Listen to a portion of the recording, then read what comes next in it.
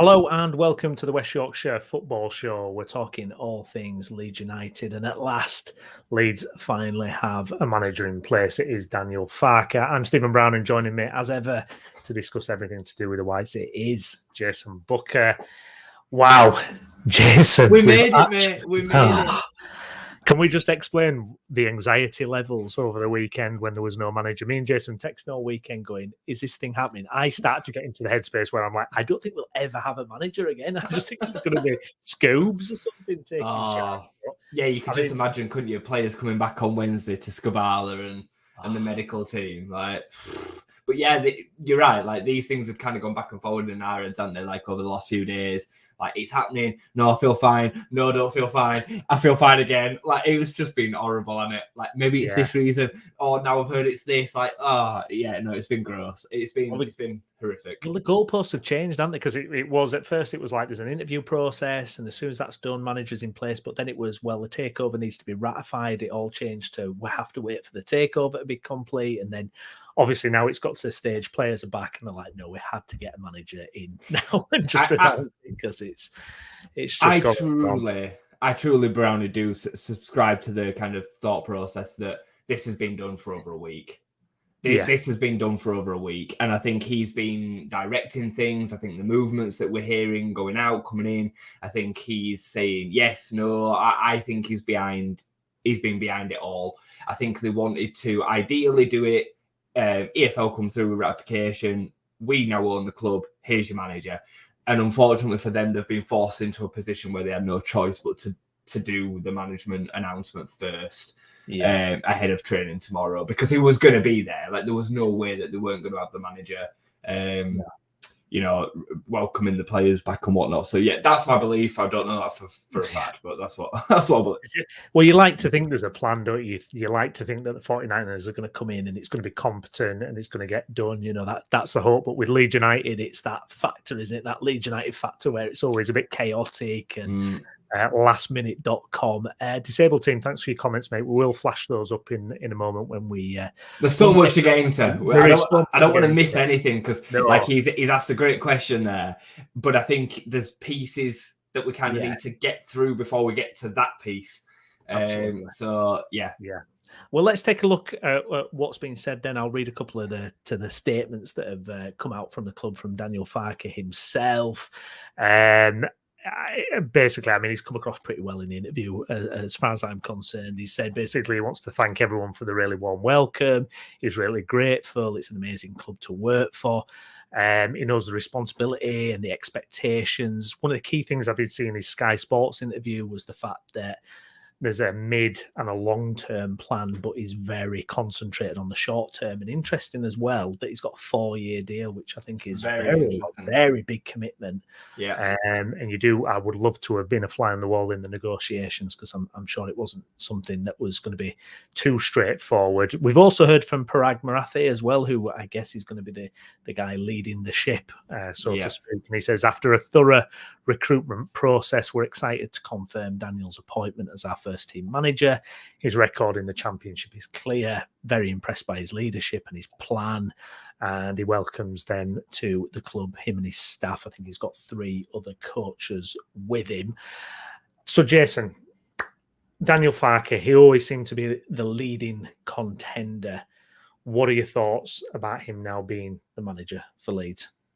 Yeah, I mean, again, we need to treat it with the proper perspective, don't we, of where we're at. We're a championship team again, unfortunately. We're not a Premier League team right now.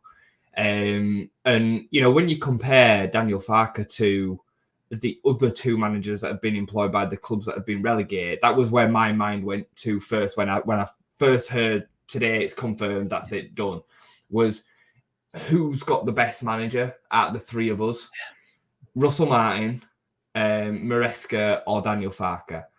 It's Daniel Farke. We've ended up making the best appointment out of the 3 with what we know. Like, we could look back in a year's time, 2 years' time and go, look at Maresca, look at Russell Martin. We could. But in terms of on paper now, we've got the best out of the 3. He's arguably the best manager in the championship right now. Again, on paper, in terms of what he's achieved in the championship, not 10 years ago, 2 years ago, 3 years ago. Yeah. He won the league with a record amount of points total for Norwich with 97 points. And that was on back of doing it 2 seasons before that on 94 points. Like, this guy's no mug. Like, I honestly believe, and I said this on a previous stream, I think that he kind of gets a little bit of, I think he gets a mickey taken out of him a little bit because of his voice and because of the way he looks, and he's German. And I definitely think there's an element of that. If you stuck his statistics on a British manager, he'd be heralded as like the next coming, wouldn't it? Yeah, like, so 100%. Yeah. I definitely think there's a certain element of that. I saw the interview that Joe did earlier with one of the guys from Norwich TV channel, and the way that they speak him up like we speak up Bielsa. Yeah. You know, the style of football that he plays, the way that he managed to. One of the most impressive things I think Daniel Farke has been able to do in his managerial career is rebuild on the relegation the first time, because getting relegated is a seriously demoralizing, process to go through for a team, and to be able to kind of rebuild that mentality to then start winning games on the regular again and go back up with a record amount of points. Bear in mind the season that they did win the league, I think, was it the first time they won the league? I can't remember now. I think it was the first time they won the league. They beat us to the title under Bielsa. Like, when you put it all together, I don't think we could have hoped for anybody else, really. Not realistic. I think Brendan Rodgers there was a smidgen of opportunity. Yeah. Smidgen. But it wasn't really that realistic. I think aside from him, I think it's the best we could have hoped for. And I think the commitment that, not to skip over too many pages at once, but the commitment that kind of the 49ers have shown towards him is testament to, what we think of, what the club think of him, and the fact that they're going to put everything behind him. And I'd rather it be that mindset. Like, I don't subscribe to this, let him win as a league and then sack him and start Premier League with another manager. Like, that's just not, and it's as cutthroat as you sometimes need to be. But like Bournemouth doing it with Gary O'Neill to then go to Iriola is very different than us doing it with Daniel Farke after getting us promoted. In my opinion, I think you'd see more players go offside. I think the rebuild job would be huge. Anyway, I don't know. He hinted at it as well, didn't he? He said in his Sky Sports, he said, "Look, Norwich in the Premier League, playing squad was so miles away from what you need for the Premier League." I think he's almost like covering his back as well for when, if a promotion happens, please don't get rid of me immediately. They spent £5 million that first season, Browne. £5 million to try and stay up in the Premier League. I mean, it's almost accepting that you're not going to stay up. And I mean, I didn't quite remember this, but they were on 21 points when COVID hit. In the first season up, and they then finished that season. That's right, yeah. They lost 10 on the bounce. Yeah, they lost 10 on the bounce after coming back from COVID and went down on 21 points and scored 1 goal in 10. So who knows where? I mean, that's easy to make excuses for him. Who knows where they would have finished if they'd have just carried on that season? Momentum's a big thing in football. We've seen it. Yeah. We've experienced it ourselves. So, look, coming back to the original question, I'm over the moon with it. I think it's the best that we could hope for, and I love the things that he came out and said straight away off the bat in the Sky Sports press interview. More than any other, was really to the point in terms of expectations, I thought. Yeah, absolutely. Let's take a look at some other information about Daniel Farke and get an idea of what he has achieved during his time at Norwich. This is from LUFC data as well. If you're a Leeds fan, you've got to follow LUFC data. Incredible statistics come out from this account. I absolutely love it. So Daniel Farke became only the second manager to lead Norwich City to 2 top-flight promotions, accumulated a club record 97 points in the 2021 season. Club record 29 league victories in a season, remains the only manager to win the championship title with the same club twice.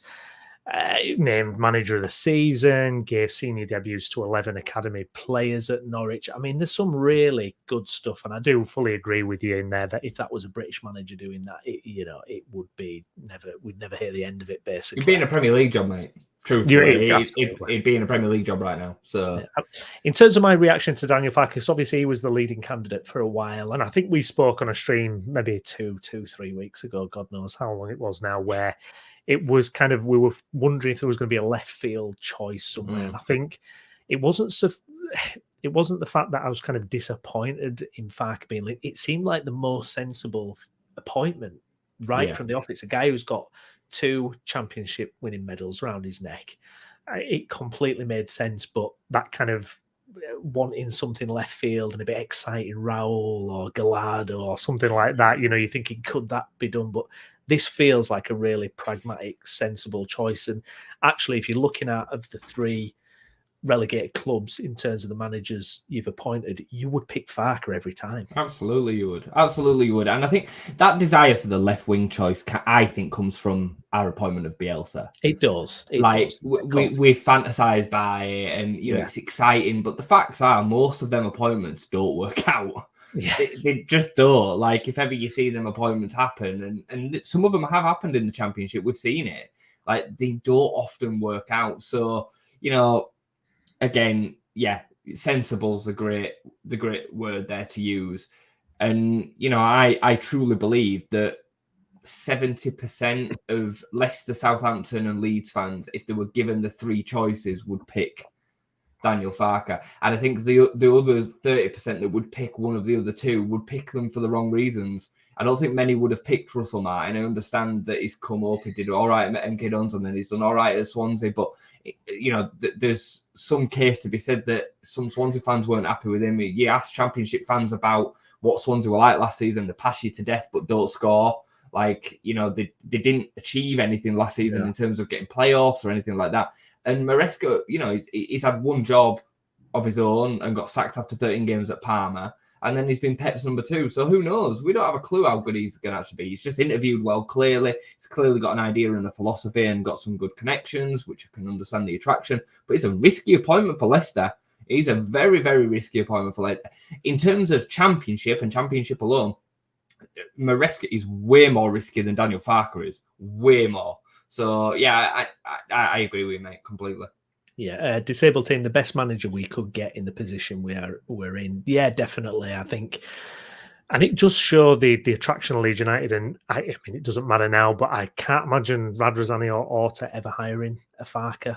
Something probably that not obvious and staring you in the face. Does it draw a line in the sand? Do you think hopefully we get more of these type of decisions from the new board? And let's hope playing squad follows and we start to make some sensible transfers.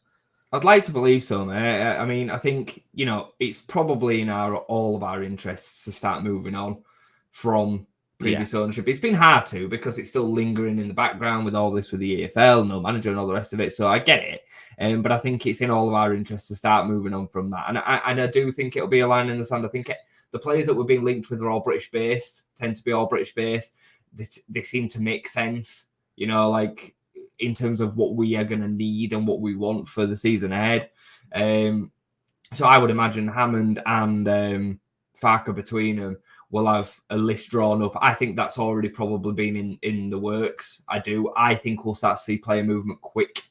I think it'll come with, maybe we might even see a signing before the end of the week. Because, pre-season in terms of friendlies start next week. We go to Oslo. They're going to want players to be, going in with them. I think we'll start seeing stuff move quickly. Hammond's been in place 3 weeks now. Yeah, he's got to have been doing stuff. He's going to have been working in it. So, and from the biggest thing that I picked out from what Farke said in the Sky interview was that he specifically said we need to make good decisions in the transfer market. He and it's very rare that you hear a manager in his first interview mention stuff like that. He specifically mentioned making good decisions in the transfer market, which tells me that he knows that we need to buy players and we knows that we need to get players moving on as well.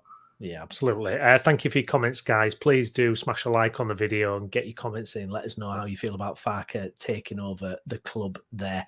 Digler TC, welcome along, mate. Thank you for your comment. Bielsa was an anomaly. It should never have worked, but it did. Amazing, really. But I'm glad to now have Farke, who is not a magician, lol. Just a good manager, in my opinion. Yeah, absolutely. I think he makes a great point there, Yeah. And I think we'll probably touch on this a little bit later on, but I think, and I've seen other content creators say similar kind of things, and I think somebody else, Fergal there, the comment that you just mentioned, I do think there's a potential that it'll be a tricky start. Yeah. I wouldn't be surprised to see us mid-table, maybe even a little bit lower after 10 games. But I hope that as long as we're seeing development on the pitch and we start seeing the makings of something, I hope Leeds fans will get behind it and see it as a bit of a project, because this is going to be tricky. It's going to be really, really tricky, especially early on. This is my fear. A slow start. How is it going to be tolerated? Basically, I am worried about that. Fergal, as you mentioned, could be a slow start for the first few games with the system change.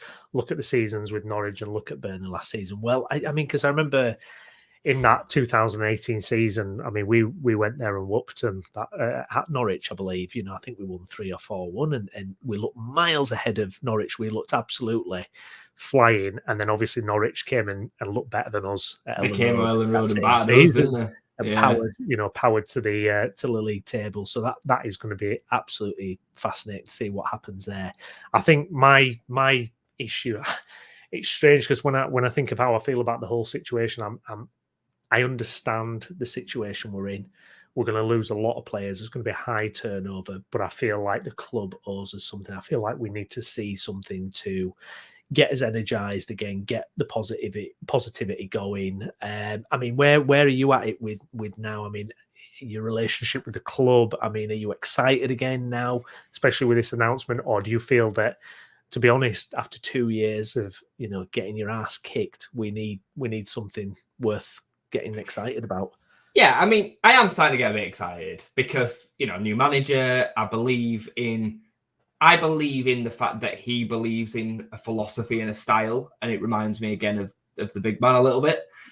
Gives me them kind of vibes. Not the same. We can't expect the same, miracles, but it gives me that kind of feeling. And hearing what Norwich have got to say about him, even though ultimately he was sacked, most managers get sacked. Like, you don't employ a new manager most of the time that's not being sacked. So I ain't got a problem with that, but seeing what they think of him and what he built and the players that he was able to recruit, and Nick Hammond being in place, what will happen with the director of football, we don't know yet. But I'm excited by the build up of it. I would imagine that we're probably going to spend, I would guess, between, I know it's a ballpark and a big figure, but between 30 and 50 million. I think the spending will be in that kind of ballpark, which will be way more than the rest of the division, maybe with the exception of Leicester. It'll be way more. So, we're going to give ourselves the best opportunity. I can't for a second believe that the 49ers won't give it everything to go back up this season. Yeah. They will be desperate to go back up this season. So for them, kind of thinking of a slow start and stuff like that isn't going to be in their mindset right now. I don't believe that. That doesn't mean that they won't be patient and they won't accept it, because I think there'll be some understanding, but I do believe that they'll want promotion this year. So, we have to be excited, don't we? We have to be excited. I'm looking forward to seeing some of the players go that we've not got on with this year. I'm looking forward to seeing some new faces that want to play for Leeds. I am excited. Yeah, I'm excited. Yeah. No, I know what you mean. It starts to build again as well. And I think when you're starting to see decisions like getting Farke in and hiring Hammond, I mean, even that I thought was such a smart move. It was so, rather than rush a director of footballer in, and they just got this guy in who's a specialist in transfer windows. Look what he did for Newcastle. Look what he's done before. Even something like that gives you that hope that actually we're going in a good direction here. You know what else as well, Brownie, right? So, in terms of when we sacked Marsh and we kind of scuttled all over the place for Iriola, and I forget all the names that we kind of went through now. Yeah. There were so many. Even though this has taken time, it's not felt like that. I can quite believe that Daniel Farke was their number one choice, but they didn't just be like, we want him, that's it, that's the only guy we're going to interview. No, we're a proper professional business. Yeah. We're going to take us time. We're going to see all the people that are credible options for our football club, and then we're going to come to a proper decision. And if it takes us X amount of time, we're going to let it take X amount of time. I'm saying this in hindsight now after being in anxiety panic about it for the last week and a half. But in terms of actually when you break it down and start trying to make it make sense, and then they thought to themselves, we want to announce this properly. We want it to be our announcement. So we're going to wait, right? everything's going on in the background. I'm surmising, but I believe this is what's happened. Everything's going to be going on in the background. We're hoping the EFL are going to come back to us with the announcement. They don't. Okay, right. We've got another contingency plan. We're going to announce it on the Tuesday before they come back for pre-season on the Wednesday. We're going to give them the longest possible opportunity to do it the way that we want to do it. And they didn't bow to no pressure. There were no Alfred Schroeder BS where they kind of back down to the pressures of the Ellen Road. Because we've been going nuts, haven't we, as a fan base for the last 2 weeks waiting for this announcement. Then no, we're doing it the way that we know as a professional outfit we're going to operate. And I don't think we can really be disappointed or angry with that, with the time that it's taken. The fact that we've probably lost nothing for it taking that time. I don't believe that Daniel Farke would have wanted Harry Winks. I don't believe that he'd have wanted Conor Cody. And I believe that if he did really want them, which it wouldn't make sense in terms of the style he's going to play, but if he did, I believe that would have been in the conversation for them through Nick Hammond. So, when you break it down like that, I'm glad to see the business side of Leeds United operating in a far better way than what we did 4 months ago, 5 months ago. Yeah, no, absolutely. And no leaks to Fabrizio Romano. None. Not a tweet. Not a single tweet. Absolutely. Something just to get his teeth stuck into as well that Disabled Team brought up early, which I think is quite interesting. He said, what do you think of Farke saying the club convinced him rather than the other way around? Now, do you think there was a long kind of wrangle of negotiations? Because, at first there was, or maybe probably a couple of weeks ago, I heard there was kind of, they wanted to offer a shorter contract, 1 or 2 years. And now, obviously, it's come out, it's a 4-year contract. I wonder if Farke needed that assurance to actually go, yes, I will get involved with this project, because he doesn't want that situation where you're binned off once you've got promotion to the Premier League. What do you think? Do you think there's anything to that? I think there's a bit to that. I've heard a couple of whispers myself that he weren't completely convinced by, the situation. And can you blame him? With everything that we've seen as fans, and he will be way more in the know than we are with regard to Rajasthani. Bear in mind, Rajasthani right now still owns his football club. Yeah, he still owns it. So can you really blame him for then not just being like, yeah, I'm going to take this Leeds United job? No, he wants to buy into the project. His stock is still fairly high.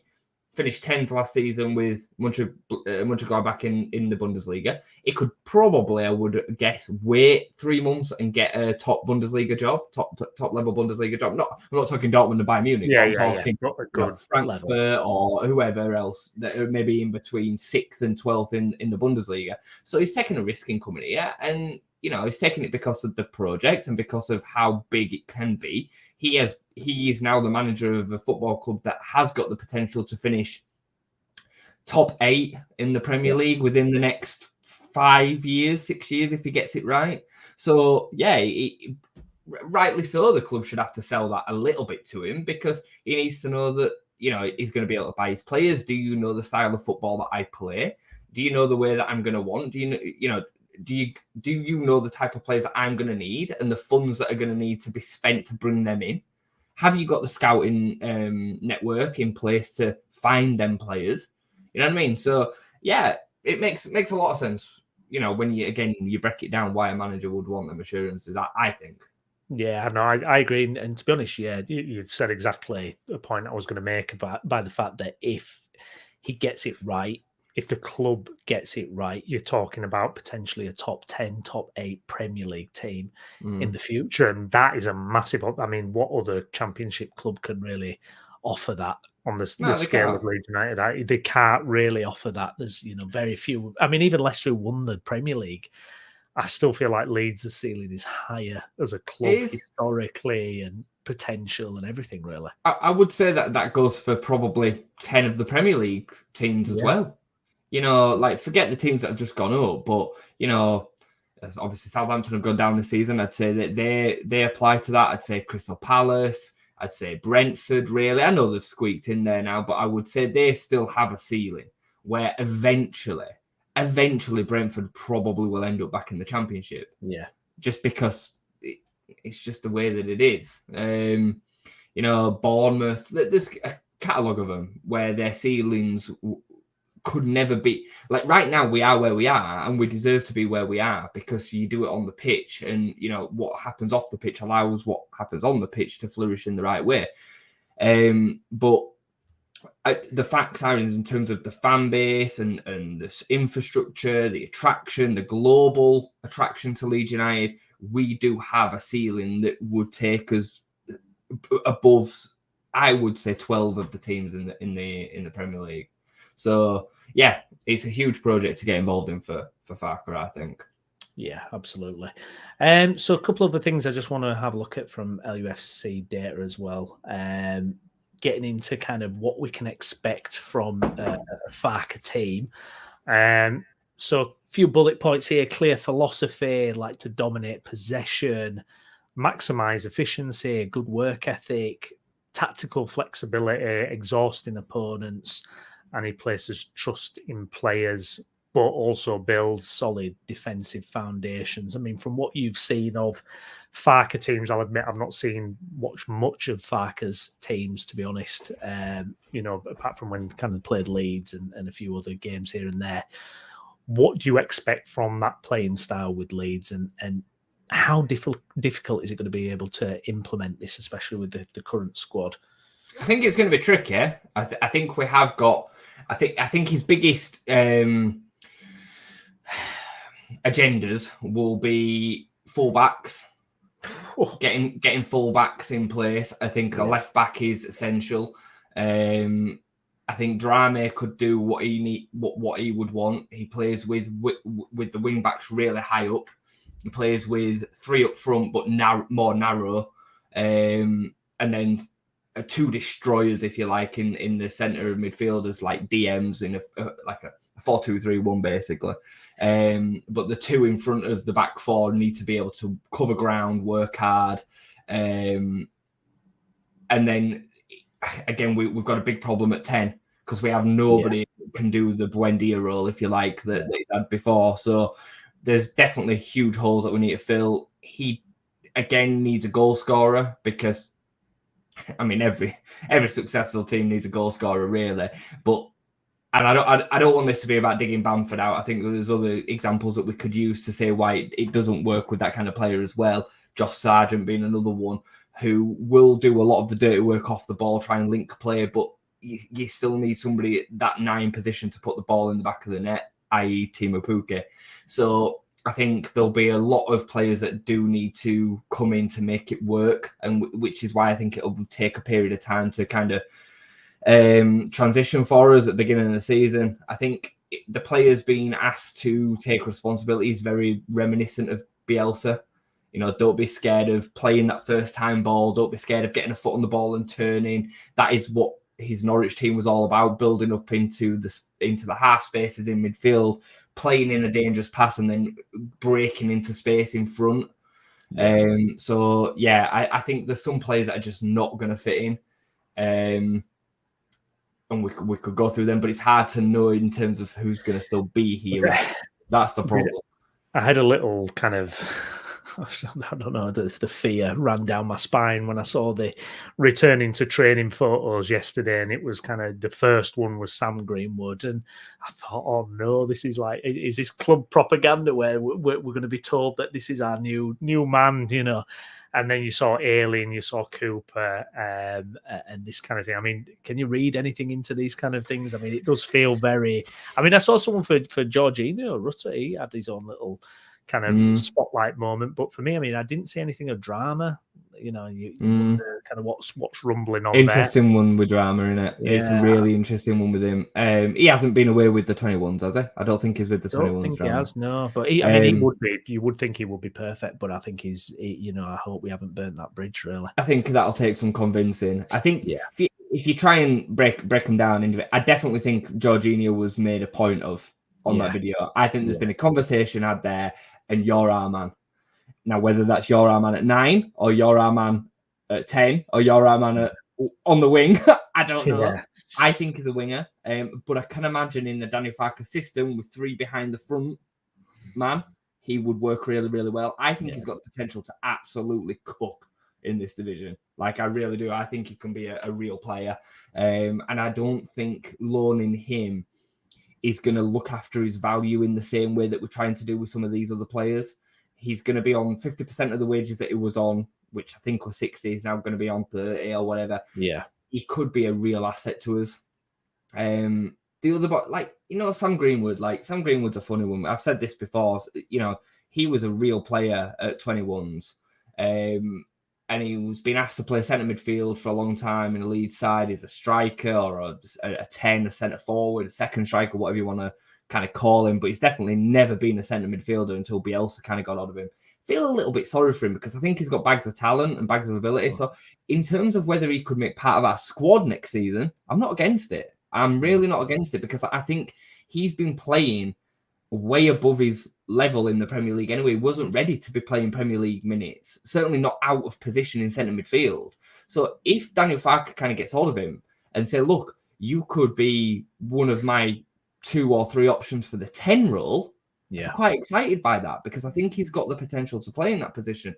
And I think the others kind of go along with that. I think, I don't want to take too much time breaking one answer down, but we saw Darko, we saw Archie, we saw Joffrey, who looks so lean, by the way. I was going to say, Joffrey in that video looked sharp, didn't he? I know it's kind of a bit of self-publicism, but I just thought, big season for him, huge season. But again, he's somebody that could really benefit from a Farke system in one of the positions behind the 9, not as the 9, I don't think. I think they were shown very intentionally. They're going to make a big part of this squad next season. I think Darko JB especially could make one of them positions his own in that centre midfield if he gets about it this summer, because I think he'd suit Daniel Farke's system. Yeah. And I think Farke likes promoting youth too. Yeah, Archie Gray as well. He featured quite prominently, and I think Archie Gray's, from what we know, special talent. Could be one of those Bellingham types where it doesn't matter about the age, good enough, 17, great, get him in there, and hopefully if he does, he can take his opportunity. But I hope there is some more midfield additions coming in there as well. I think it's a make or break for a side, but there's no way that it can't be, mate. There's absolutely no way that there can't be. And there will be recruitments in there. I would be surprised if we saw any less than 10 signings. Yeah. I think it'll be 10 and above. Just because of the sheer volume of players that's going to leave and the rebuild that needed to happen anyway. I was surprised to see Struijk. I kind of thought that he would maybe be keeping his head down and looking for a way out, but you know what? Maybe he sees it as a rebuild opportunity. His values through signed the floor. Contract. He signed quite a long contract, didn't he? Not too long. Was it last year or the year before? I think it was something, wasn't it? This year before. Maybe January, something like that. Yeah. And they obviously still think there's a player there, and there could potentially be. I mean, this is the other thing. I mean, it's been such a negative couple of years for Leeds, and a player's confidence, what it can do if you get confident again. There could still be a player there, Can I just say, by the way, Andrea Radrazani has tweeted, "Congratulations and good luck, Daniel, MOT." No, he hasn't.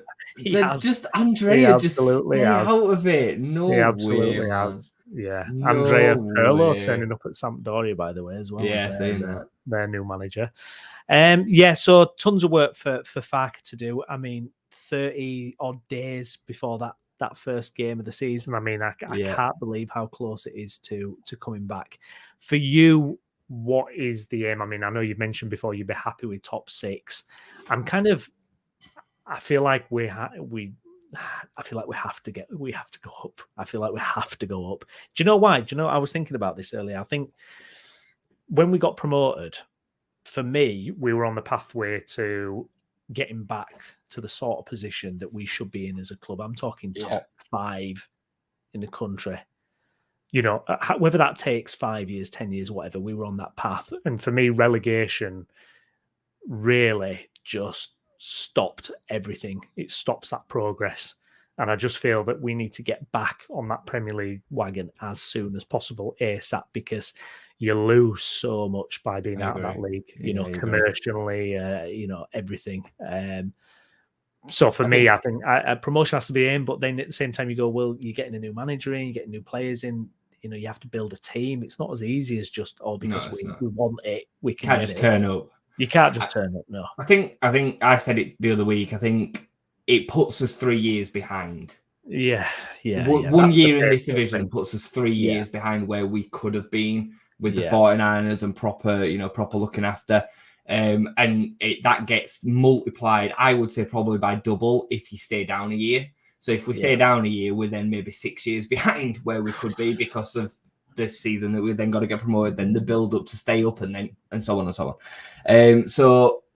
But in terms of this season, I mean, the answer to the question is probably going to be very different today than what it will be like in 30 days, because we'll have an idea of exactly how the team's going to look. I'm as conscious about keeping players around that don't want to be here as I am getting new players in that really do.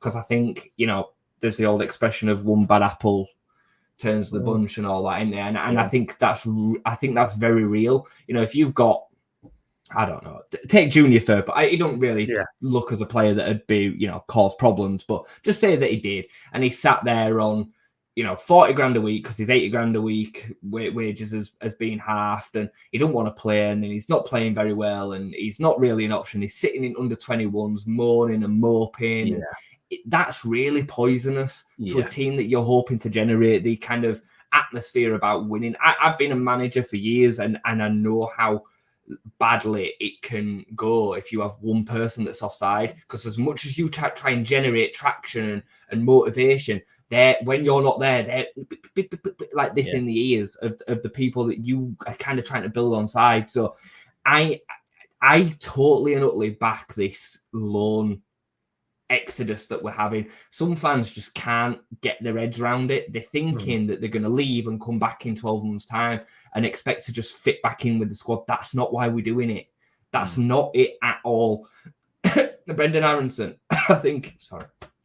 Brendan Aronson's the exception to that, because I've heard that there's a potential that he could come back into the side.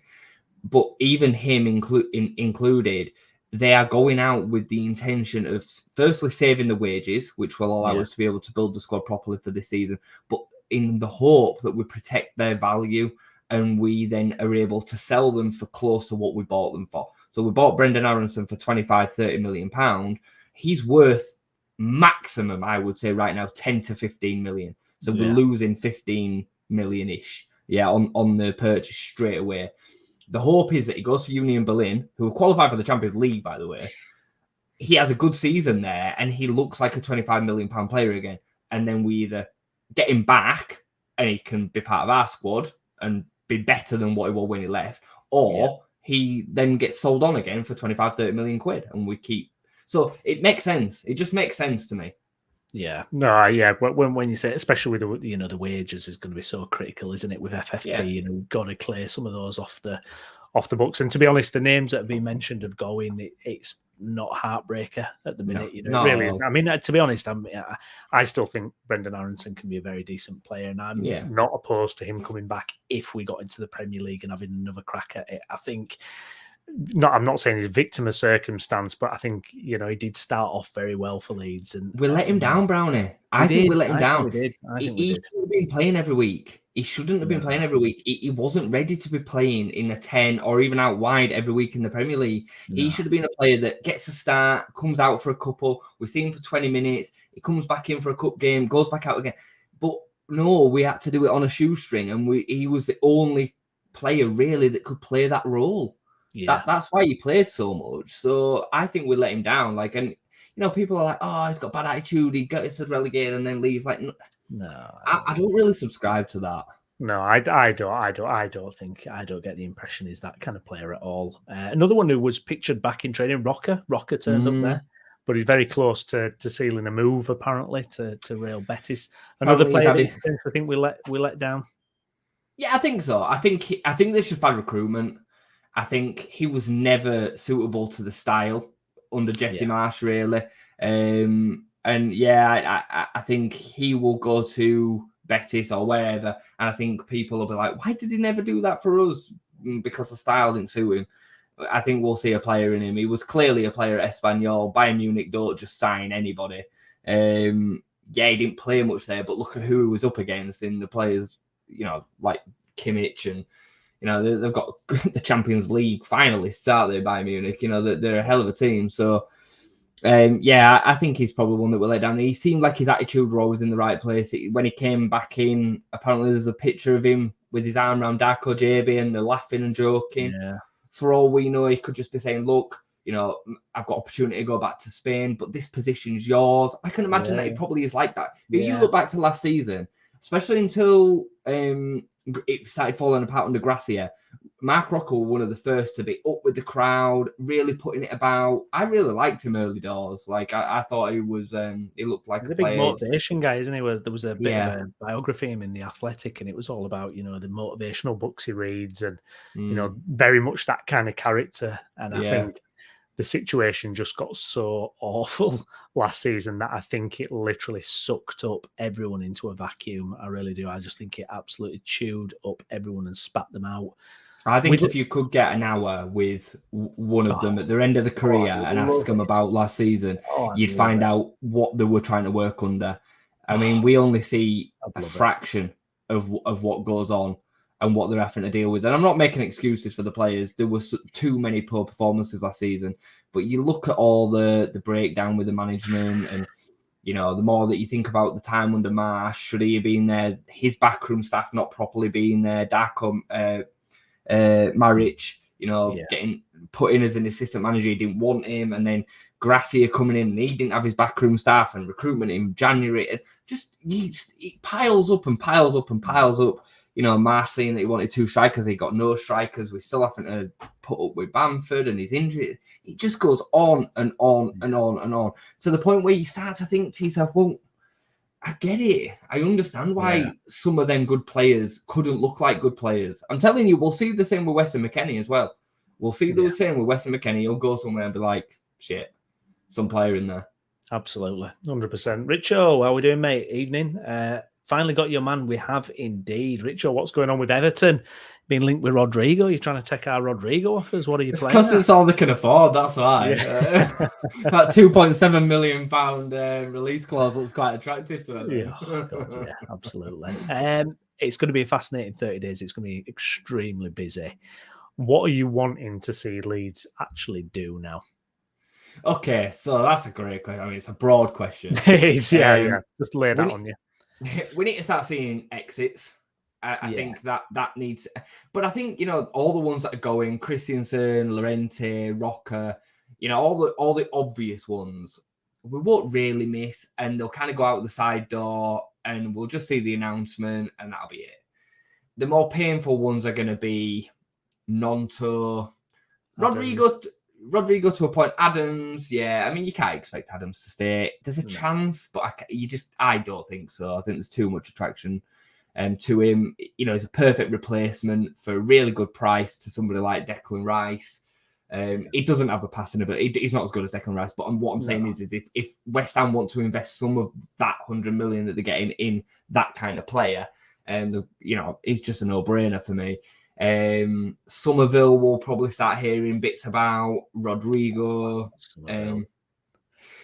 I think Somerville could be a real player next season as well. But again, I don't know whether he falls into the bracket of it'd be good to get a clean break. That's where I'm maybe. And I think if we can get 10 to 15 million for Somerville, I'd be all right with it, personally. What about Jackie? What's happening with Jackie? It's all going to be quiet, hasn't it? I just think it's so quiet because it's so obvious, mate. He's only got £16 million release clause. He's gone. Like, for me, he's not going to stay. I would be stunned. He'd be the biggest surprise of the whole window for me if we still had him. I think what it is with Jack Harrison is I think there's players that teams would prefer over him that are available for 15 to 25 million quid. Once they've gone somewhere, they'll then look at Jack Harrison. Yeah, that's where I think he's at. That's not discrediting him. I just think it's the truth. Like, I think he'll be teams like West Ham, Villa. I think he'll be their second, third, or fourth choices for that position. Yeah. Somebody's going to take him. There's no way that he's not sold before the end of the window for 16 million quid. No, that's a bargain. So yeah, that's where I kind of see that. So I think try and round up that question a bit. I think we'll see outgoings, and I think it'll be between 10 and 15 outgoings in total. Yeah. That's a lot. That's a lot, man. But I think that's what it'll be roughly. I think Farke's made it clear that he's going to need a certain player style. Mentioning transfers so quickly in an interview just says to me, you're going to see loads going on. And then you're going to start seeing players coming in, obviously. I think you'll get a feel for it in the Manchester United game as to who he is going to trust out of the current crop. I would imagine Cooper and Ayling will be kept around for the season, which makes sense. I don't want to really see him start, but no. I get it. You can't just get rid of everybody, and you can't just rely on youth that we don't even know really can manage a season in the Championship. We have no idea. So yeah, I would imagine that they'll stay. I can't imagine Forshaw being a Farke player. I don't think he has the legs. I don't think he has the legs for that midfield role that he's going to need. Yeah, and I think that's kind of... So for the next couple of weeks, I would imagine to see a whole host of outgoings and incomings real quick. Yeah, real quick. Think so, wouldn't you? Mark, thanks for your comment. This late in pre-season to appoint a manager and build a squad, it's not going to happen, is it? Leeds will be lucky to stay up in the Championship. Wow, there you go. I don't agree with that. I mean, I said to you, didn't I? I think I worded it something along the lines of like, if we don't get it right, we'll be closer to the bottom three than the top three. And I still stand by what I said in that. I don't think that's now the case. I think the club have shown enough with the appointments of Hammond and Farke and the way that they're going about business that they're going to be able to get an semblance of a squad together. But that's why I think that the first 10 games could be really tricky. And I wouldn't be surprised to see us 10th to 15th after 10 games. And I'd be okay with that to a point, as long as we can see players getting integrated. You know, we're seeing moments and games worth of good football and we're playing well.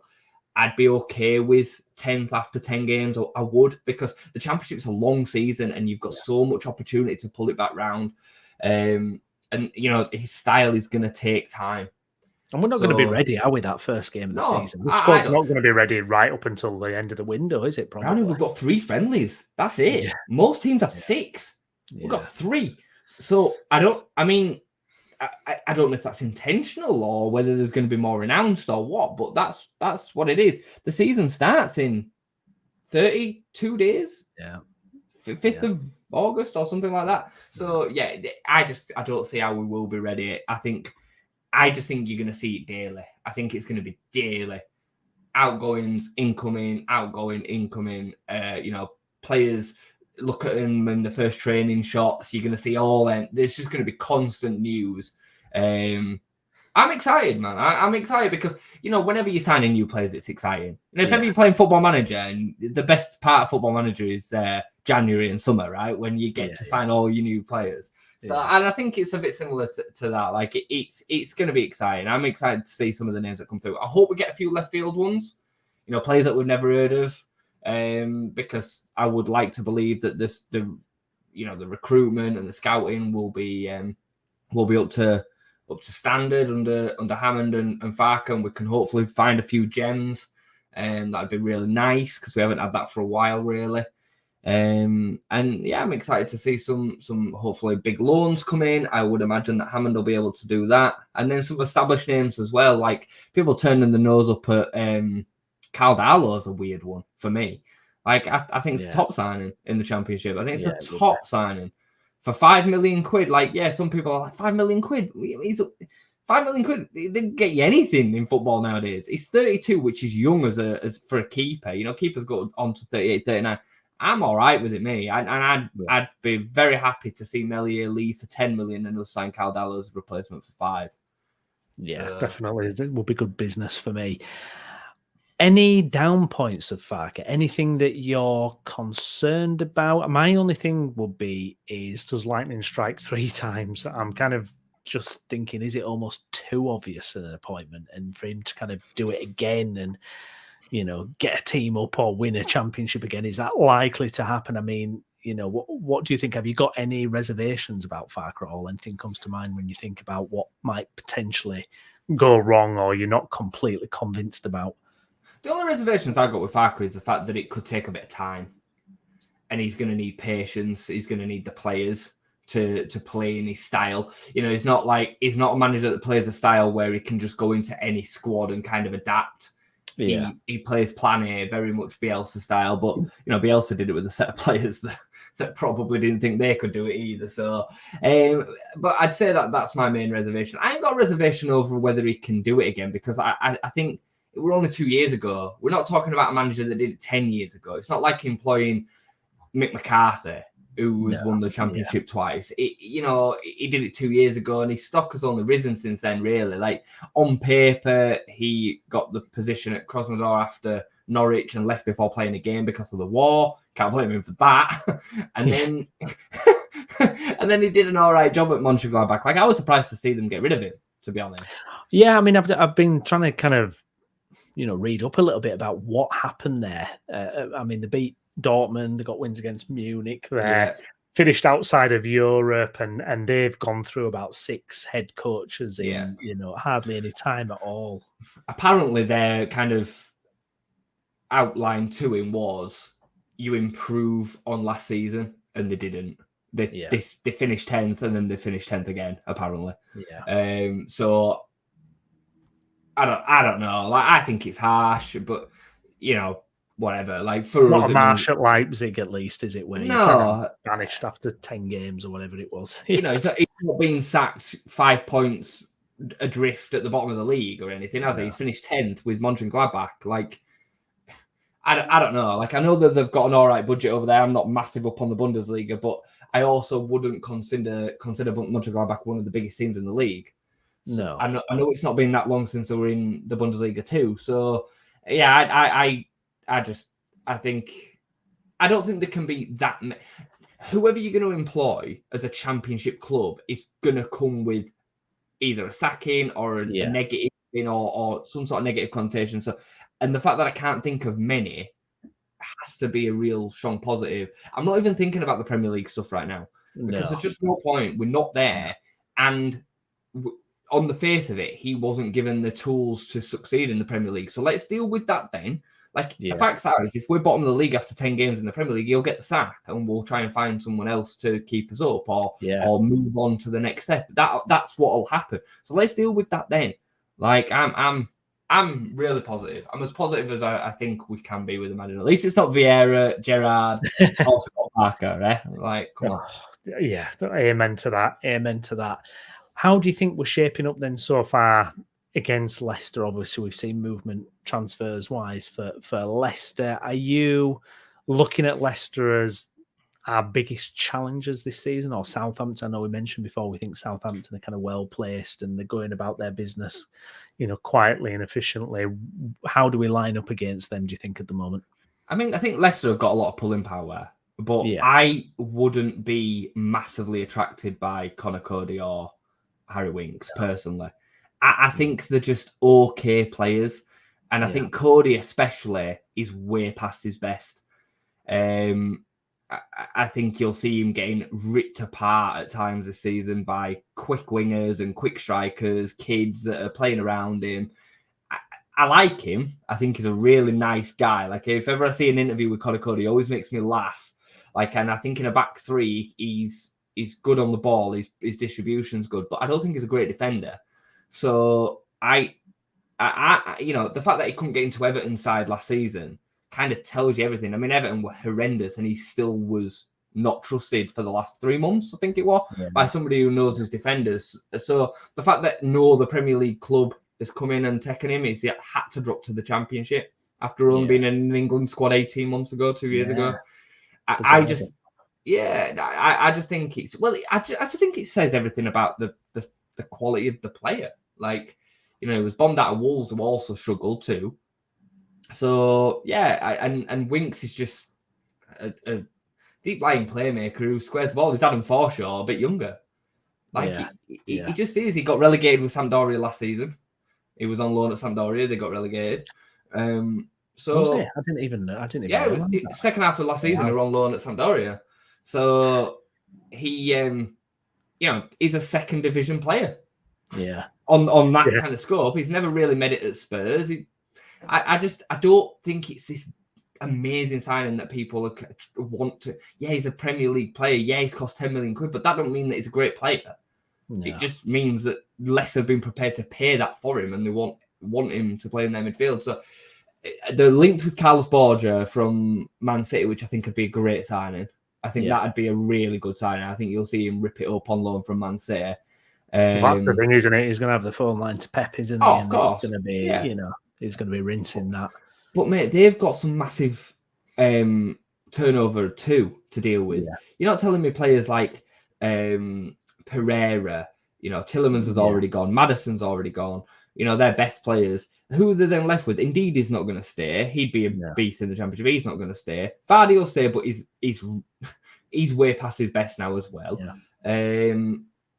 Barnes, I think Barnes is on about staying, I think, isn't he? But Barnes I see Barnes very much similar to a couple of our wingers, where towards the end of the transfer window, they could get picked up later on. A bit like Jack Harrison, but without a transfer release clause, as far as we know. Iheanacho's not going to stay. And then the defenders that got them relegated.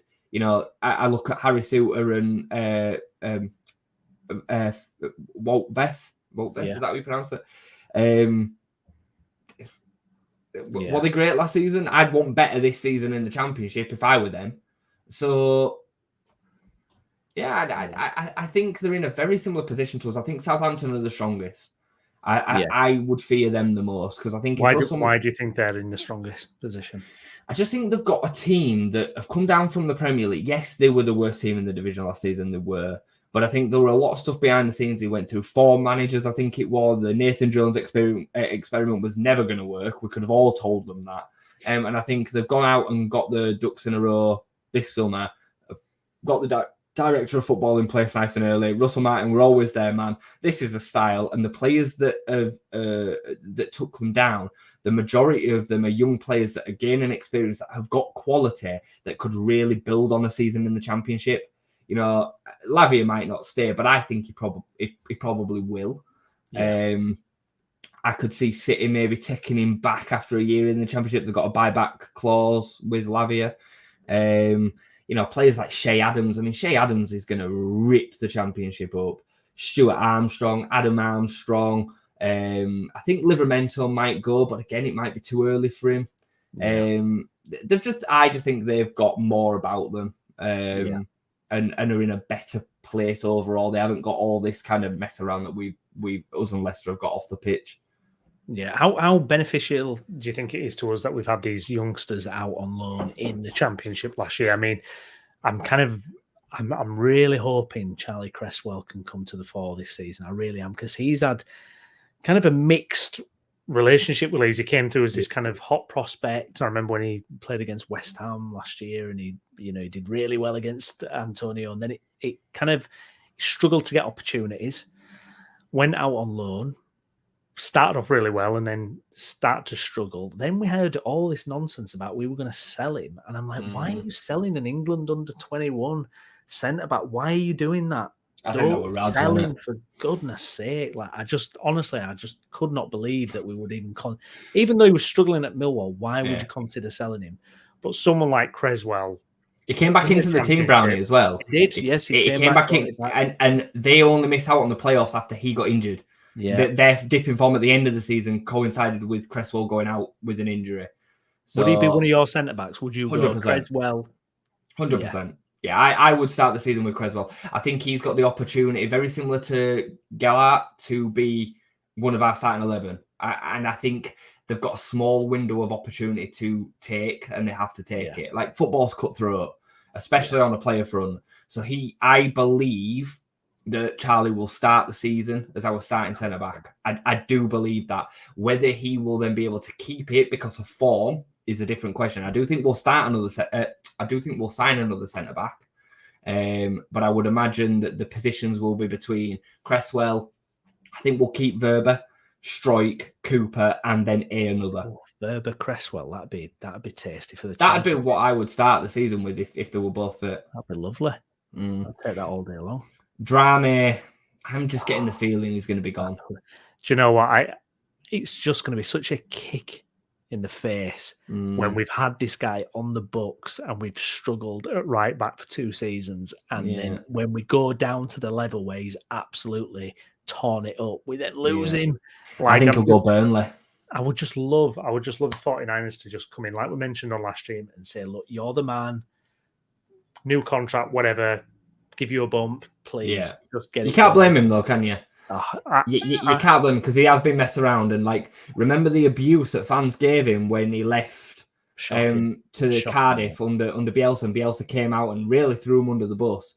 Like Drama really got the rough end of the stick with that, so you can't blame him if he says, you know what, I came back last summer and I was bombed out again to the Championship, even though the 2 players that were playing were better than both of them. Like, you can't blame him if he says, you know what, nah, I've got a year left on my deal. I'll sit on it if you want, if you're just being spiteful and don't want to sell me. But in 12 months' time, I am leaving on a free, or you sell me to Burnley. I could imagine Burnley maybe coughing up 8 million, 7-8 million for him. Yeah. And I can imagine it being then what's the opposite of unacceptable? Wait, I know it's acceptable, but where you can't not accept it. You can't. I know what you mean. You can't decline it. There is a word there. There is a word. It's been a long day for both of us. There is a word. Yeah. So I think they'll get to that point where they're like, look, we're going to lose this asset in 12 months' time for nothing. Let's let him go now for 7-8 million quid. Yeah. Gail, thanks for your comment. Just so happy Farke is now with us. Digler Cresswell has got to stay and play. And also, I've honestly no idea what's going to happen with Farke player-wise, i.e. who he wants to keep / bring in, but it's going to be fascinating watching it all unravel. It is, and it's going to be exciting. It is going to be exciting. I'm feeling the buzz. I've been damaged by this football club, but, you know, as you do. Yeah. As you do, you kind of get that excitement back, and we should be a powerhouse. We should be an absolute powerhouse, really, in this league now, especially with 3 years Premier League behind us. You know what I really want, Brownie? I want a big number 9. I want that number 9 signing. That's the thing that I'm craving the most. I want to see, not because of Bamford. It's not. I just want that excitement of really, you know, can't wait to see our new number 9, a goal machine, a Joel Pirro. I know we're not going to get Gyökeres, but somebody in that kind of mold. Yeah. You know, even somebody lower down the division that's banged them in, or Cameron Archer on loan from Villa, or just somebody like that. Chuba Akpom, go out and just make it happen and go and sign that bigger. And I don't want to hear no rumours about it. I just want to see it boom on Twitter. Yeah, LUFC have tweeted, and this is your new man, number 9. That's what I know. We're going to make signings, and I'm excited by them all. But that one, because number 9's just sexy in it. It's just one of their positions. I want a new Becchio. I want the new, you know, when Chris Wood was on fire, that's for us. When we had Beckford, you know, you need, you know, that goal scorer. I mean, even we were rubbish in the Championship for years, but we always had a goal scorer, McCormack. You know, these guys, you know, we always had someone who was getting the goals. I'd love that, and I'd also love the number 10, the Wizard. We need a new Wizard. We need a new Pablo, heir to Pablo. We've not had a player like that. I mean, Pablo was obviously amazing, but he played a lot of the time under Bielsa on the right wing, cutting in. We hadn't had a player like that since Saiz left. You know, like a real tricky number 10. And I agree with you. I'd love that as well. I just really, really don't want to have to start the season with Bamford. Really, really don't want to have to. We've had him for 5 years now. And don't get me wrong, he's given us some good times, but I've really fallen out with him. Not because of his injuries. Not because of his injuries, Brandon. Just because, in my opinion, I think he chucked it in against Brentford the season before. I've said this to you for a year. And I just think he got way too big for his boots over the last 12 months. His attitude, I just didn't like at all. I will always be right behind a player that gives his all, and, you know, he's suffering with injuries. I get it. It's a horrible part of being a footballer. Like, nothing more that a footballer wants than just to play football. So I support him with that. But when he was on the pitch and the things that he then were doing, throwing his arms around, blaming everybody else, like, come on, Pat. Like, no, not for me. He needs to go. Yeah, I mean, it's an interesting one with Pat, because I was never convinced by him in the Championship, but he was critical to that Bielsa role. I remember when we went to Old Trafford, we lost 5-1, you know, the first game of the second season, and one of the goals, the ball went to Bamford, and he the most horrendous touch. and then Fernandes picks it up, and they get. And I just thought Bamford was like that so many times, sloppy touches, and in the Championship, I defended him until they were blue in the face. In the Championship, I defended him until they were blue in the face because he was essential. He was key. Yeah. When he wasn't in the team did not play the same. It's just a fact. Yeah. And he was so important under Bielsa. And the thing is away from him missing chances, which he has always done, everything else in his game was really good. He was quick. His hold-up play was good. His first touch was good. He brought other players into the game. His work rate, his work rate was ridiculous under Bielsa, especially the season that we went up. Yeah. So you could forgive him for some of the misses. After his injury, he's never been the same player. No. His first touch has gone, his stride's gone, his pace has gone, his strength's gone, his confidence has gone, and he still misses all them chances. Because one thing that Pat is good at doing, he's putting himself in them positions. Yeah. His timing of his runs and the way that he drifts off defenders is really good. So he's still missing all them chances, but now he's not doing any of the other stuff that he used to do before. I'll always remember he scored a penalty against, I want to say Blackburn at home, when he was on a bit of a barren run in the Championship. And then about 2 minutes later, he set one up for Harrison, and the ball came over his shoulder, and first time he touched it inside to Harrison, who was running off him. It was exquisite. It was beautiful. Yeah. He had that in his locker. He just doesn't have it now. He needs to leave. I feel like mentally he really crumbled as well, because do you remember when he came on against Cardiff in the FA Cup, and beautiful goals? He scored 2 worldy goals where the first touch was there. Yeah, he did. Finishing was there. You know, when it was that kind of no pressure thing, it was like it all came back. Michael Browne, Leeds don't need a striker. They need at least 2 strikers, with Rodrigo going and Bamford not likely to be the main man. My fear is, and I'm, it's my fault. It's because I'm kind of scarred by how we've operated in the last couple of years. But my big fear is we're going to see the same old players line up, and it's going to be like the old guard are going to do it for us. And there's just, I don't think that'll wash with Farke, mate. I don't think it'll wash with him. Bamford can't lead this line going. It just can't. Just to Michael's point there, you might be right, and we might need 2 strikers, but there needs to be a pathway for Mateo Joseph, because I think it's class. And I think without game time, and if he's not going to get game time in the Championship, when is he going to get game time? I think he'll leave, and I think you'll see him come back up somewhere else. I think he's a top player. So when you consider the fact, let's say we sign Joe Pirro, just throwing it out there, right? And let's say Bamford leaves, you've then got Gallart, who can play as a 9. I know he's not really a 9, but he can. You've got Mateo Joseph, who can play as a 9, and you've got Jorginho Rutter, who can play as a 9. They're all going to need game time somewhere. So, you're talking about potentially playing 2 up front, sometimes maybe, unlikely under Farke, but still it's an option. If somebody's not having a good, if Pirro's not having a good game, you bring one of the boys on up front as his replacement. If he's injured, can one of them players then fill in that period of time where he's out? I don't think you're going to get 2 top quality strikers that are going to be vying for that number 9 spot every game in the Championship. You just don't see it. No. So I think you would have to balance that well. The thing is, what do you do with Bamford? Because he has got a bit of status at Leeds, clearly. And he's a big earner, 75 grand. I know it's going to be cut down in the Championship, probably halved or 60% less or whatever.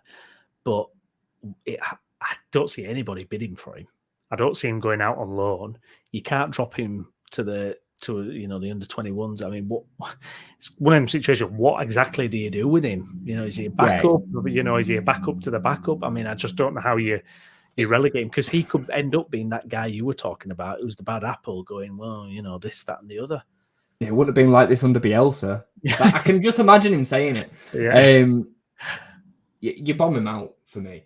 Like he isn't going to get a Championship or Premier League move because of the points that you just made.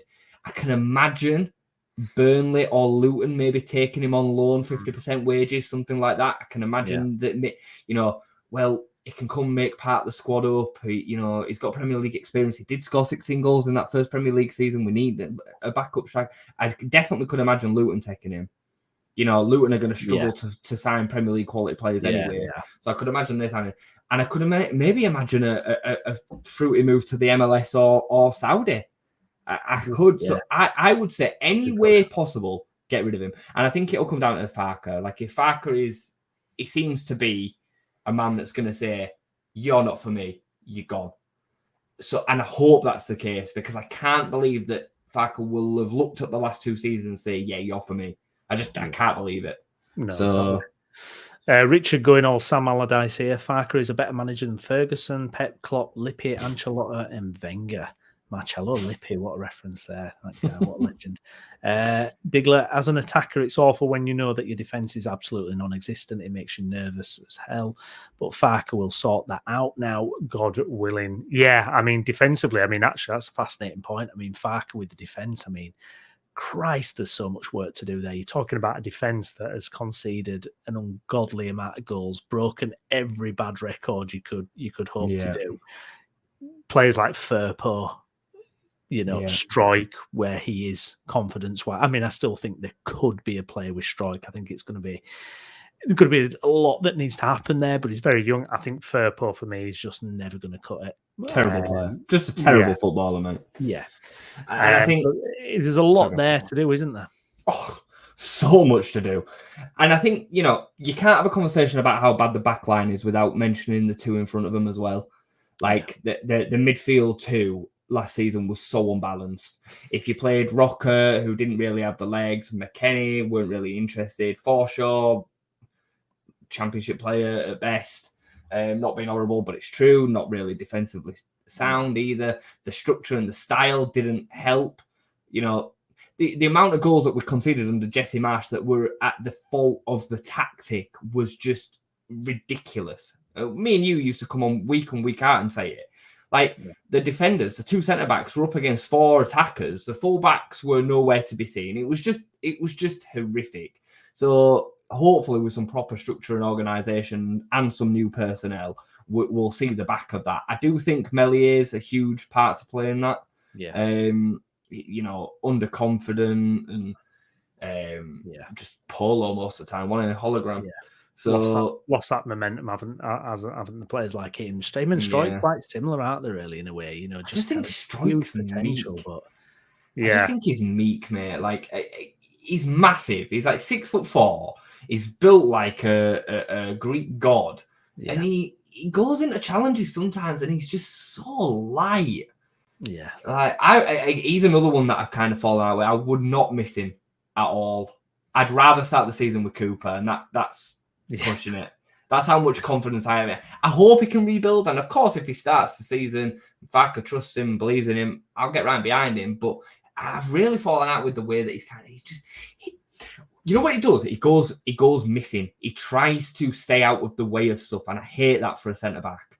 He doesn't want to be seen closest to the ball, so it's not him being blamed. That's how it feels, and I hate it. You can't have that, can you? You just can't. You just absolutely cannot have that. Gail echoing what you're saying. Love Darlow and Robles second goalkeeper. Robles, I think it's been well. I don't know if is he training with us, but he's obviously not getting a new contract. But they might still give him. It's like Forshaw, isn't it? I've heard they might still give him a contract. I can't imagine Robles being happy being number 2 in the championship on championship wages. I can't imagine that. I get you.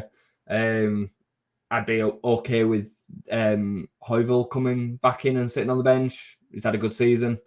After coming back from a really bad injury. If Darlow comes in, I'd be okay with that. Klaassen maybe is third, something like that. I think there's so much, we don't know how much some of these players are going to be able to offer us. I think that's one of the worst things that we're dealing with at the moment. Players like Leo Hjelde, as an example, I mean, he might go himself, but if Daniel Farke decides, I want you around, we don't know how good he's going to be under the lights of Ellen Road. Playing for Rotherham at the bottom end of the championship is not the same as trying to get promoted in the championship. So we don't know, do we? It's another aspect. We've mentioned it before, but I saw another video today doing the rounds on Twitter where it was, I think, was it Preston fans singing "They All Hate Leeds Scum," and you're just like, oh my God, we mean everything to these teams. Like they're absolutely burning to players, and it makes me cringe. It does, doesn't it? It's just like Preston. Yeah. What are you talking? You're getting opposition managers going, "Oh, Leeds have got to do this, and Leeds better be ready for us." And you're like, well, hang on a second, what the hell, man? We don't even know who you are. Liam Rossini came out with something, didn't he? For Hull, said something similar, like, "Oh, they're going to be there to be shot at," and like. I mean, Farke's going to have that to put up with that wasn't there at Norwich. I know 100%. Norwich were a big club in their own right, but not Leeds, and different, not that. People really want to get at Leeds. This is why want to take Leeds as a scalp. This is why me and Steve have like a bit of frostiness, because like it's just different. Like it is just different. Like I don't look at any team in the Championship and think, "Oh, I can't wait to play them." There ain't one. There ain't a single one. I swear to you, there isn't. Like when I used to go to all the away games, I'd look at the calendar and be like, "Oh, when we're playing Millwall, because I was like 16." You know what I mean? Well, when we go to Cardiff, because that were always a bit of a funny one as well. Like the atmosphere in the away grounds is great, but I would never look at a team and be like, "Oh, I can't wait to play them." No, I can't wait to try and beat them. You know what I mean? We'll piss the fans off so much when we beat them. That never entered my head, and it enters the heads of most Championship fans, especially teams like Huddersfield. It just does. Yeah, it does. I know right now that Huddersfield, the game that they will want to win the most this season is Leeds United away. It's not even up for debate, and we have to deal with that most weeks. Teams do raise their games by 5 or 10%. They just do. When we've been good and when we've handled that, what have we done and what do we need to do this season to kind of, I mean, is it just a case of the player and his mentality is going to have to be right? I mean, for me, I think fitness does play a big part of it as well. Absolutely, because I think when Bielsa got them super fit, it's going to give them that spark. I mean, you could see at the end of last season, the fitness levels were pathetic by the end, and I think that's something he's going to have to drill into them. But I mean, I just feel like being a Leeds player, being successful for Leeds, it's like it's a different thing, isn't it? To being successful for other clubs, it does. I definitely think fitness is a big part of it. I mean, he's already come in and said that that's huge to him, and that's been reported previously that it's a big thing for him, which it should be. I think it should be the minimum, personally. But I definitely think there is something to be said for only certain players can play for a club like Leeds. I don't think this is just for Leeds United. I think the same, you can't compare it, but if Manchester United were in the Championship, it'd be the same. Manchester United could buy all of the best players in the Championship if they were in the Championship for their team, and they wouldn't perform the same as if they were playing for Luton or Sunderland or whoever. Yeah, because it's just, this shirt weighs heavy. We've seen it time and time again over the years.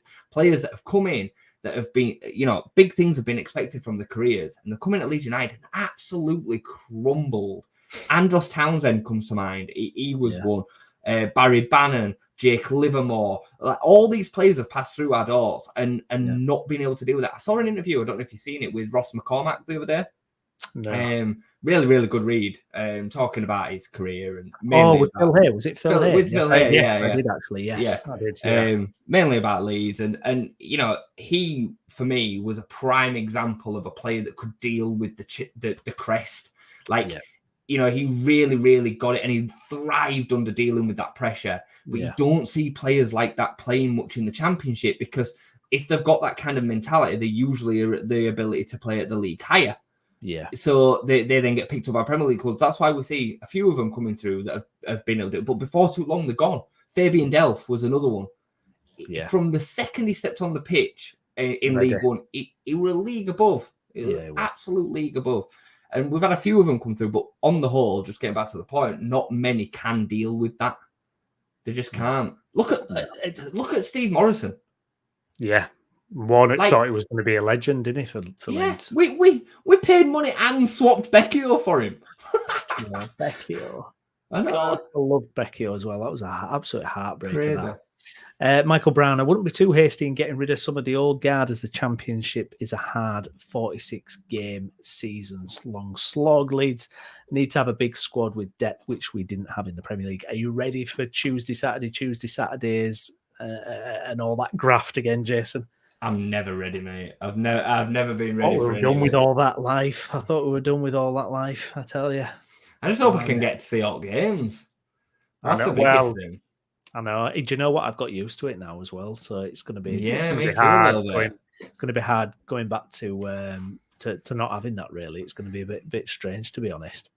It's it's going to be tough, and I mean, again, it's about recruiting the right players, isn't it?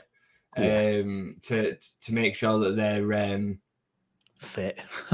Well, they're ready for it, and again, you know, this is why, like Harry Winks as an example, like. Is Harry Winks going to be ready for all them games? You know, the style of the Championship. Like, you need to make sure that you're recruiting properly to fit for what we're going to need. Yeah, exactly. Interesting one here from Digler. To me, when I've watched the players training in the YouTube videos, the players look bored and lethargic. Hope Farke can re-energize them with new training methods. Yeah, I mean, it must have been so strange to go from Marsh, Gracia, Allardyce. I mean, you're just at 6s and 7s, aren't you? So it's Are you talking about the videos that have just come out over the last couple of days? Or are you talking about last season? Because the videos that have come out over the last 2 days, you got to bear in mind that they're just fitness videos, really. Like, you know, they've just come back in. They won't know what's really going on. They might have an idea, but. Yeah, I wouldn't think too much of these last 2 days, but I know what you mean about last season. Last season is definitely well, again, imagine going into your workplace and it being the S show that Leeds United was last season. How would you feel going into work every day? Yeah, like you say, it will be fascinating in 20 years if we get to ever hear like an inside scoop of what was actually going on. And I think a lot of the journals know, and I think it's just not being said, to be honest. I think there's a bit of a hush around it, to be honest. I agree. I think it was really bad behind there, and there might be a few divisions of players and groups and little cliques that have to be broken up as well, and all that's got to be kind of dug into as well. It's absolutely fascinating. I've heard all sorts, but you just don't know what to believe and what not to believe. I definitely think there was a separation between the youngsters and the old group. I've heard that from some reliable sources, and that I think is the case. And that doesn't surprise me when you see some of the things that then do filter out onto the pitch. Things like what we spoke about with Bamford. Yeah. So yeah, that wouldn't surprise me in the slightest. And I think some of the stuff that was then fed down from top down, I just think we were run like League One club. Definitely. One thing I am mentioning being run like a League One club, I'm looking forward to Parag Marathe and what he's going to come out and say when the takeover's ratified. I presume we'll get I don't know, a press conference, an interview, something when it comes out. That, there was a great biography on him in The Athletic, actually. I think it was last week or something. I don't know if you've read that, Jason. Yeah, really good fact. Yeah, I'd suggest going through that because it gives you a great insight into who this guy is. I mean, worked his way up through the NFL and got into a really powerful position with the 49ers. Split opinions at times with their fan base, but obviously very capable, very data-driven. Hopefully we'll see, us really get to a modern place with our recruitment, rather than it being on the whims of one man as what it felt like. It's probably not really what it was like, but, just that impression, so it's going to be fascinating to see how he's going to drive the club forward, because he's going to be the one making the decisions. It's going to be very different, because I think the 49ers, while they were minority stakeholders, I don't think they had much kind of say in the day-to-day running of the club. I think they got involved in a couple of decisions where they maybe said, no, we do not agree with this, and then it didn't happen. But I don't think overall there was many. I don't think the management appointments were theirs. I think they were orders. I think that most of the signings were orders. I actually think Orta ran the club, if I'm honest with you. I think Rads had kind of, since we got promoted, maybe after the first Premier League season, I think he'd had enough of it. I think he was looking for the exit door. And I think Victor Orta was left to kind of hang himself and hang the club, unfortunately. Just terrible management. So, for me, they're definitely a little bit responsible for some of what we've had to suffer through. I don't think they can just be, no, it was nothing to do with them. They were still own 45% of the club, but I think overall you kind of have to just now separate the two and hope that we pushed see through for Rutter transfer, didn't they? They pushed through for the Rutter transfer, which makes you go, okay, interesting strategy for January where we were in the position we were in, but apparently so. But again, how much do we believe? Because where does the information get fed from? Yeah. You know what I mean? Like, we know that the information was often leaked by Radrizzani. So would it make sense that the agenda makes him look more favourable if they said that the 49ers forced it through? I don't know. I don't know. Maybe in his warped head, maybe that made sense. I don't know. But I think we need to just park that and let's treat them now on, and judge them on what they do and don't do now. There's going to be mistakes. I definitely think there's going to be mistakes because, all owners are going to make mistakes and they don't have a huge amount of experience of running football teams. So I would imagine mistakes, but we'll see. Just seeing someone tweet this. Everyone going on about Farke being a good appointment because he won the league. Well, Warnock and Heckenbottom also won the league as well. How did that turn out, LUFC? Heckenbottom didn't win the league. No, he didn't actually. He didn't. Amazing stats there, mate. Oh, I do suggest if you're not following Jason on Twitter, please do, because it's great. It really entertains me watching Jason just like respond to these type of tweets. I scroll Twitter and I'm like, I'm not like going to Batman, respond. aren't you, basically? Vigilante. I try to be because mate, I just can't deal with idiocy. Like, I can't scroll past stupid. I don't know why I get involved in it because you're never gonna argue properly with stupid. No. They just they're not there for education. So yeah, I don't know why I do it, but yeah, no. Glenn, thanks for your comment, mate. Hi lads, I'll have to watch back, so apologies if I'm covering all ground. I have massive reservations about this appointment, but understand the thinking. Daniel Farke, Leeds manager, really. I've got to say, Glenn, I was probably in that camp a little bit, probably a couple of weeks ago when he was first mentioned.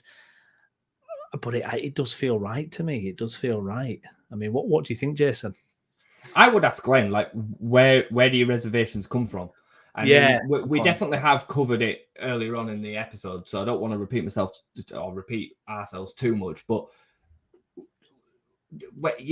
if you've got reservations of Daniel Farke, where is your perspective is what I would say. Like, we're not a Premier League team. We're a team that are hopeful of getting back up at the first time of asking. So we employ a manager that's won the league twice. The last time 2 years ago with a record points total of 97 for his team. That was only 2 years in the championship with Norwich, wasn't it? And they won it both times. They won it both times. Well, he finished 15th in their first season when he took over.